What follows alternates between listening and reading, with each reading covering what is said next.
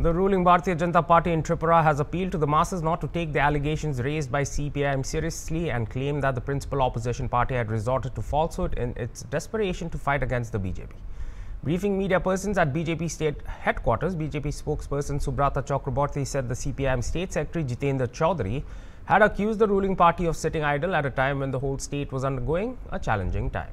He said after hearing Chaudhary's statements, either could conclude that Chaudhary was either misbriefed or was intentionally using twisted facts to mislead the people. On accident of bus carrying Tripura State Cooperative Bank job aspirants, he said the person who died that day was not an aspirant of the exam and that the TSCB authorities extended help to the other 5 candidates while the bank bore all medical expenses.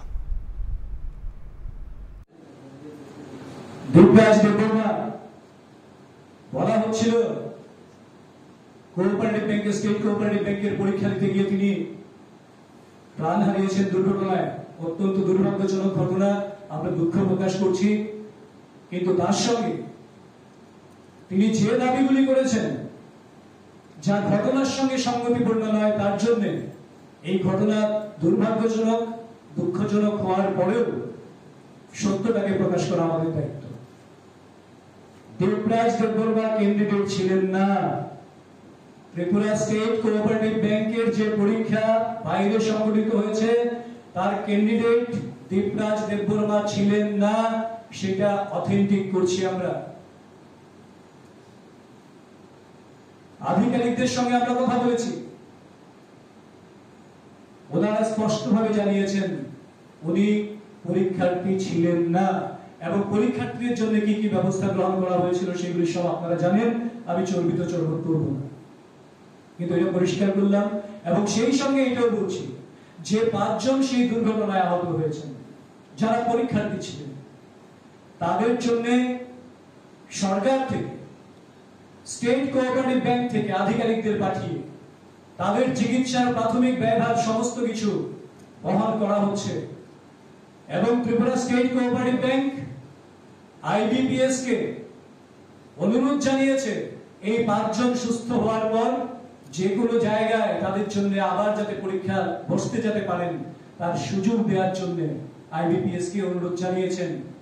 সরকার এতটাই সংবেদনশীলতা নিয়ে কাজ করে একজনও যাতে ক্ষতিগ্রস্ত না হয় সেই সংবেদনশীলতা সরকারের রয়েছে, কারণ এটা ভারতীয় জনতা পার্টির সরকার, এটা জনগণের দ্বারা প্রতিষ্ঠিত সরকার, এটা অন্তরের উত্থানের লক্ষ্য নিয়ে কাজ করা সরকার। কাজেই বিভ্রান্তি ছড়ানো ছাড়া সিপিএম এর আর কোনো কাজ নেই। তার জন্য আমরা গতকাল সাংবাদিক সম্মেলনে মানুষকে বিভ্রান্ত করার জন্য যে একটা ষড়যন্ত্রমূলক তথ্য পরিবেশন করা হয়েছে তাকে তীব্র ধিক্কার জানাই, নিন্দা জানাই এবং রাজ্যবাসীকে বিনম্র আবেদন রাখবো, আপনারা সিপিএম এর দেওয়া কোনো বিষয়কে তথ্য হিসেবে গ্রহণ করবেন না।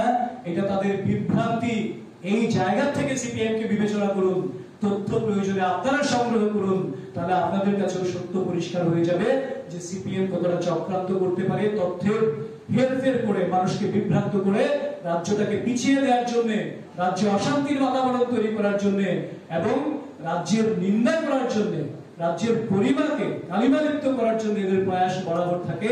তার বিরুদ্ধে জনগণ সোচ্চার হবেন এবং তাদেরকে ধিকৃত করবেন, এই আবেদন রেখে সবাইকে। এখন পর্যন্ত ঝড় বৃষ্টি কিছুই হয়নি। ঝড় বৃষ্টি আগরতলায় বসে ওনারা অনুমান করছেন।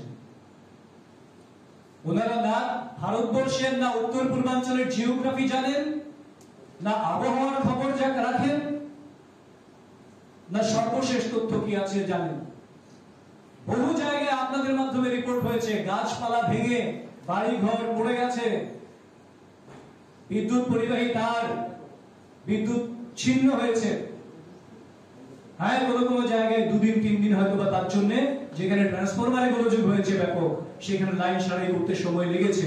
কিন্তু এইটা ঘটনা যে 24 ঘন্টা করে কাজ করে বিদ্যুৎ দপ্তরের কর্মীরা তাকে সারাই করার জন্য সর্বতোভাবে প্রয়াস নিয়ে তাকে স্বাভাবিক করার জন্য প্রচেষ্টা নিয়েছিলেন।